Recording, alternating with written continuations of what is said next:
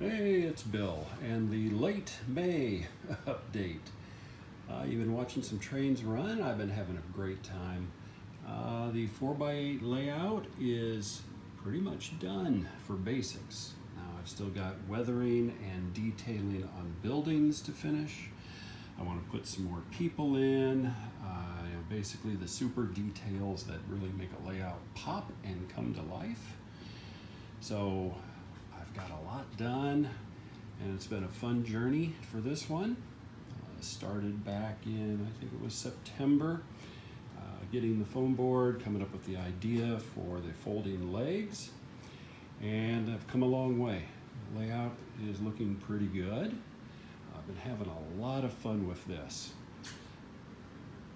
It's nice to be able to really run trains, do switching, getting detail work in. I put this in this weekend. Guys are down in an excavation. Got a busted sewer pipe coming from the little machine shop. So they got to fix that, otherwise that's going to be a mess. Starting to get some figures. If I can get some wins on eBay, I will have a lot more figures. I've got a few still in some boxes, but they're more town folk, more for businesses. I don't have those put in yet. Those will come, but that's still a little bit into the future. So the layout is pretty much done. Like I said, weathering and painting of some buildings yet. Got to weather the cars. I've been putting KD couplers on everything, so everything that's on the layout right now has KD couplers. Been starting to weather and paint some freight cars.